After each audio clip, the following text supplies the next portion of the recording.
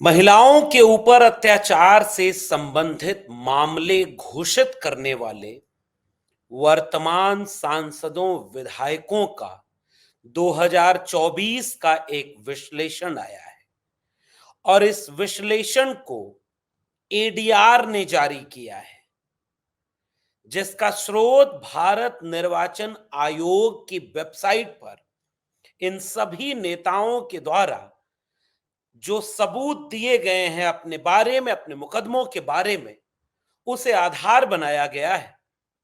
और उसके मुताबिक एडीआर ने महिलाओं के ऊपर अत्याचार से संबंधित मामलों में ले वर्तमान सांसदों विधायकों की स्थिति बनाई है।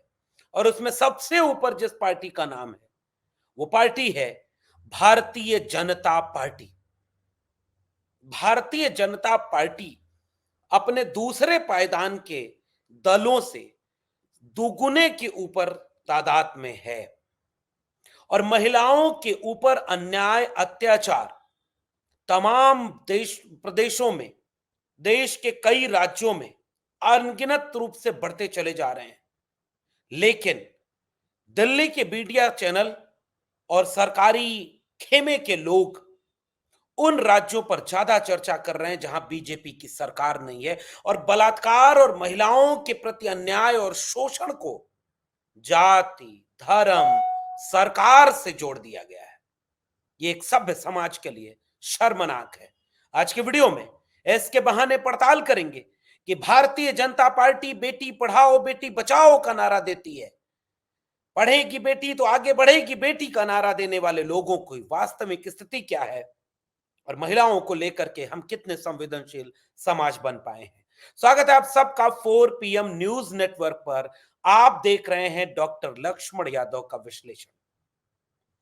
तो एडीआर जो एक संस्था महिलाओं के ऊपर अन्याय अत्याचार का, शोषण का और तमाम तरह से जो चीजें चल रही हैं उसका विश्लेषण करती है और एडीआर की रिपोर्ट के मुताबिक इस समय सबसे बड़ी पार्टी जो अल्टरनेट डिस्प्यूट रिपोर्ट है, इसके मुताबिक सबसे बड़ी पार्टी भारतीय जनता पार्टी बन गई। और हम ऐसे वक्त में महिलाओं के ऊपर होने वाले अन्याय और अत्याचार पर बात कर रहे हैं जब कलकत्ता में एक डॉक्टर के साथ अमानवीय, पशुवत, क्रूरतम, हिंसक व्यवहार होता है और उसे बुरी तरह से प्रताड़ित करके मार दिया जाता है। देश का आज की तारीख में कोई प्रदेश ऐसा नहीं बचा। बिहार के मुजफ्फरपुर में घटना होती है, उत्तराखंड में घटना होती है, उत्तर प्रदेश में अनगिनत घटनाएं हो रही हैं। लगातार महाराष्ट्र में एक घटना हुई जहां छोटी बच्चियों को प्रताड़ित किया गया और देश का कोई राज्य ऐसा नहीं बचा, देश का कोई दिन ऐसा नहीं बचा जिसमें महिलाओं के प्रति बेहद क्रूरतम, हिंसक घटना का शिकार उन्हें न किया जाता हो। और बंगाल में चूंकि ममता बनर्जी की सरकार है तो वहां को लेकर के देश के टेलीविजन चैनल और एक बहुत बड़े तबके का रवैया अलग हो जाएगा और बाकी जगह का रवैया अलग हो जाएगा। हम बात करेंगे आज के वीडियो में के इस पूरे चरित्र का एक विश्लेषण करेंगे कि भारत महिलाओं को लेकर क्या कहती है। सबसे पहले एडीआर की रिपोर्ट का थोड़ा विश्लेषण कर लेते हैं।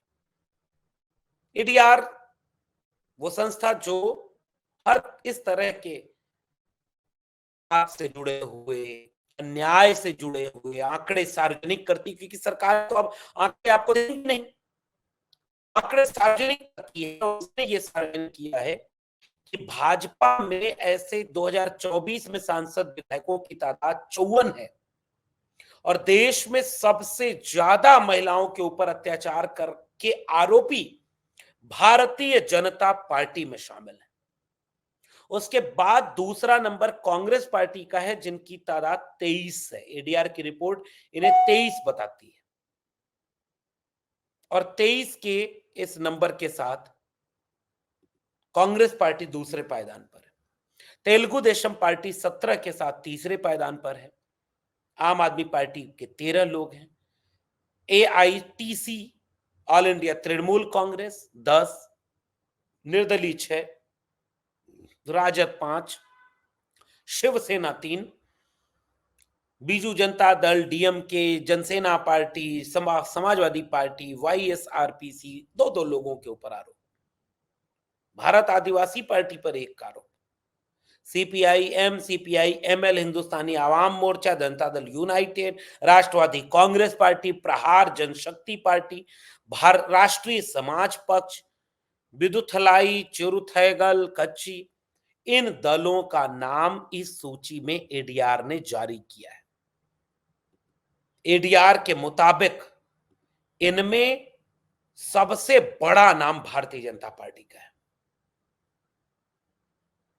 श्रावस्ती दास गुप्ता ने दवायर पर 2024 में लेख लिखा कि भारतीय जब बेटी बचाओ वह समय जब भाजपा ने यौन उत्पीड़न के आरोपियों का समर्थन किया है। एक तो वह बात मैं आपसे साझा करूंगा और उसके बाद हम इस बात की पड़ताल करेंगे कि बेटी बचाओ तो उसको लेकर के रवैया क्या है, लोगों का रवैया क्या है, लोग उस पर क्या सोचते हैं। तो श्रावस्ती दास गुप्ता ने प्रज्वल रेवन्ना, ब्रजभूषण शरण सिंह, मणिपुर, कठुआ और हाथरस में क्या रवैया भारतीय जनता पार्टी का बेटी बचाओ और बेटी पढ़ाओ के नारा देने वाले भारतीय जनता पार्टी का क्या रवैया रहा। कर्नाटक में 7 मई को 14 कुल 28 में से जो चुनाव हो रहे थे तो वहां प्रज्वल रेवन्ना का केस आया। अब मैं सिलसिलेवार जरा आपको बताऊं कि बीजेपी का रवैया क्या है। कैसरगंज के ब्रजभूषण शरण सिंह महिला पहलवानों ने उस पर उत्पीड़न का आरोप लगाया। वोट मुकदमा उत्तर प्रदेश में किस चरण में कौन सा चुनाव होगा उसको ध्यान में रखते हुए सारे टिकट दे दिए गए। टिकट काटने की स्थिति में भाजपा नहीं थी, लेकिन टिकट काट के घोषित भी करने की स्थिति में भाजपा नहीं थी जब तक जाट समुदाय की वोटिंग न हो जाए।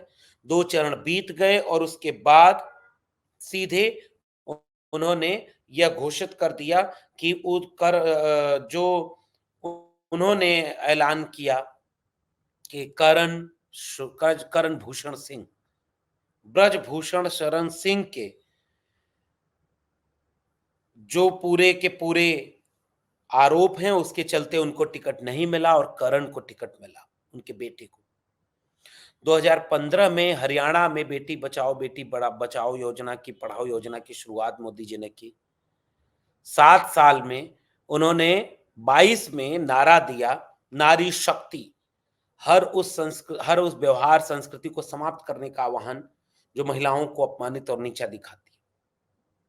Association for democratic reforms, ADR, association for democratic reforms, और वो जो 134 सांसद विधायक महिलाओं के ऊपर सबसे ज्यादा आरोपी, महिलाओं के ऊपर अत्याचार करने के मामले में 2022 में उनकी तादाद 44 थी, 2024 में उनकी तादाद 54 हो गई। बीजेपी में बढ़ गए, बीजेपी में बढ़ गए। प्रज्वल रेवन्ना जो जनता दल सेकुलर का था उसके साथ नरेंद्र मोदी की फोटो आती है। ब्रजभूषण शरण सिंह के बेटे को बीजेपी टिकट देती है। मणिपुर में भाजपा सरकार को दंड से मुक्ति, मणिपुर के चुराचांदपुर जिले में 2 कुकी महिलाओं को नग्न अवस्था में घुमाया गया, उनके साथ यौन उत्पीड़न किया गया। इस घटना को लगभग 1 वर्ष बाद सीबीआई के आरोप पत्र से पता चला कि उन्होंने सुरक्षा के लिए पुलिस संपर्क किया था, लेकिन उन्हें भीड़ के भरोसे छोड़ दिया गया। मोदी जी ने मणिपुर में जारी हिंसा के बारे में अपनी चुप्पी तभी तोड़ी जब पहली बार हिंसा 3 मई 2023 को शुरू हुई। 78 दिन बाद जुलाई में 2 महिलाओं का वीडियो वायरल हुआ, लेकिन उन्होंने उसी वाक्य में 2 तत्कालीन कांग्रेस शासित राज्यों का भी जिक्र किया जहां इतने बड़े पैमाने पर हिंसा नहीं हुई थी, यानी बैलेंस करने के लिए। श्रावस्ती दास गुप्ता अपने लेख में आगे बताती हैं कि कैसे मणिपुर की हिंसा में बीजेपी की लापरवाही, बीजेपी का ढुलमुल रवैया और बीजेपी के नाकारापन साबित होता है। बिल्किस बानो मार्च 2023 में गुजरात के दाहोद से भाजपा सांसद जसवंत सिंह भाभोर और उनके भाई शैलेश भाई भाभोर, जो लिमखेड़ा से विधायक हैं भाजपा के, उन्होंने शैलेश भट्ट के साथ मंच साझा किया, जो 2002 के गुजरात दंगों के साथ दौरान बिल्किस बानो के साथ बलात्कार के लिए दोषी ठहराए गए 11 लोगों में से एक है और गुजरात सरकार द्वारा दिए गए पैरोल पर दोषी बाहर थे। अक्टूबर 2022 में गुजरात सरकार ने सर्वोच्च न्यायालय को बताया कि 11 जुलाई 2022 को केंद्रीय गृह मंत्रालय द्वारा एक पत्र के माध्यम से दोषियों के छूट और समय पूर्व रिहाई की मंजूरी दे दी गई है, जिसके चलते बिल्किस बानो के बलात्कार के आरोप में जो 11 लोग जेल में बंद थे उनको रिहा किया जा रहा है। गुजरात सरकार के रिहाई आदेश को जनवरी में सर्वोच्च न्यायालय ने रद्द किया था। कुलदीप सिंह सेंगर 2018 में भाजपा उत्तर प्रदेश के अपने विधायक कुलदीप सिंह सेंगर के खिलाफ कोई कार्रवाई नहीं करने के लिए आलोचनाओं के घेरे में आई थी, जो उन्नाव में 17 वर्ष की लड़की के साथ सामूहिक बलात्कार के आरोपी था। 19 में भाजपा ने कहा कि उन्नाव के विधायक को बहुत पहले निलंबित कर दिया था, लेकिन उसके बाद कुलदीप सिंह सेंगर बलात्कार पीड़िता के कार ट्रक की टक्कर में गंभीर रूप से घायल होने के बाद, जिससे पीड़िता ने कहा था कि उसके परिवार को खत्म करने की साजिश की जा रही, तब उसे गिरफ्तार किया। बांगरबहू से 4 बार विधायक था वो कुलदीप सिंह सेंगर। अप्रैल 2018 में बलात्कार के आरोप में गिरफ्तार किया गया। वह पीड़िता के पिता की हिरासत में मौत की 10 साल की सजा जेल काट रहा है। मौत मार दिया पिता को।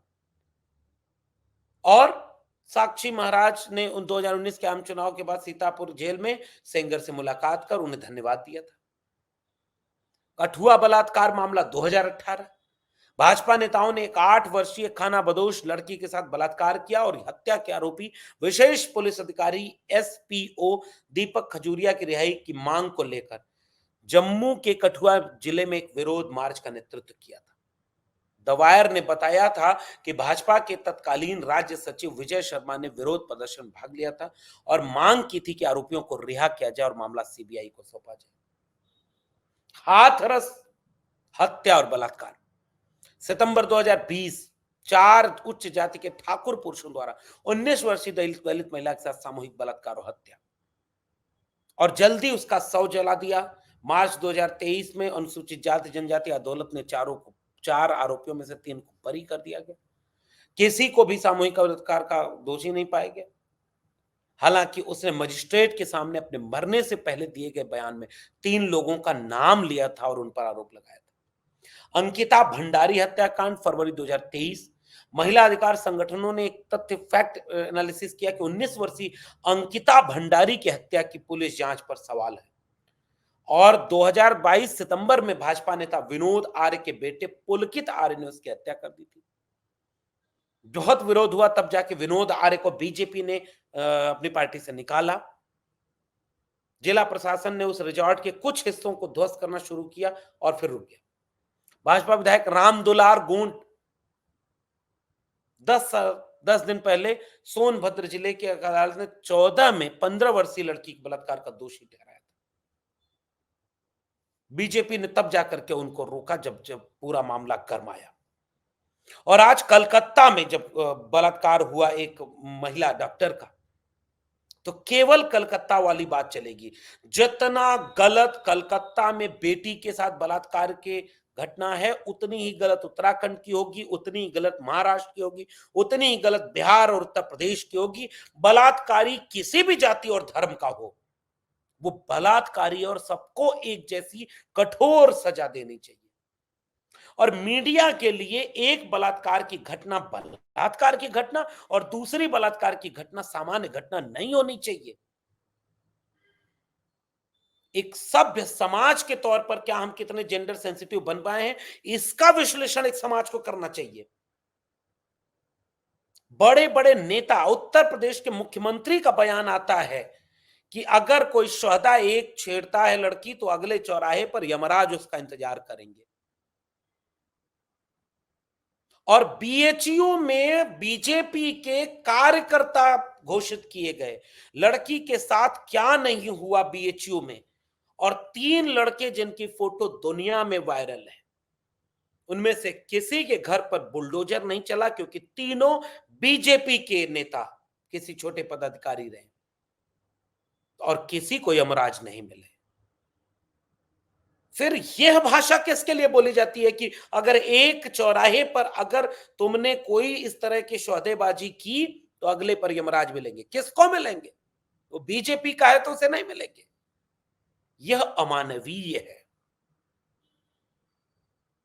बलात्कार, महिलाओं के प्रति शोषण, अन्याय, अत्याचार एक सभ्य समाज को पतित करता है। का सरकारें रोक पा नहीं रही हैं तो कम से कम जो दोषी है उसकी जाति, उसका धर्म देखे बिना कड़ी से कड़ी सजा दे। लेकिन ये जाति और धर्म देखने के पीछे एक बात और मैं कह रहा हूं, अगर कोई महिला दलित है, आदिवासी है, पिछड़े समुदाय की है, तो उसके प्रति शोषण, अन्याय, अत्याचार बहुत अमानवीय ढंग से होता है। इसलिए सरकार को इस तरह के भाषण देने, शिगुफों से, नारों से सरकार नहीं चलती, कार्रवाई से चलती है। इससे नहीं चलती कि किस राज्य में किसकी सरकार है और किस में किसकी सरकार नहीं है। वरना महाराष्ट्र में जब बलात्कार की घटना होगी और आप उसे काउंटर बैलेंस करेंगे, बिहार और बंगाल से जोड़ेंगे, आप उसे कांग्रेस के किसी सरकार से जोड़ेंगे, तो सरकारों से यह मामला नहीं जोड़ना चाहिए। यह मानवीय।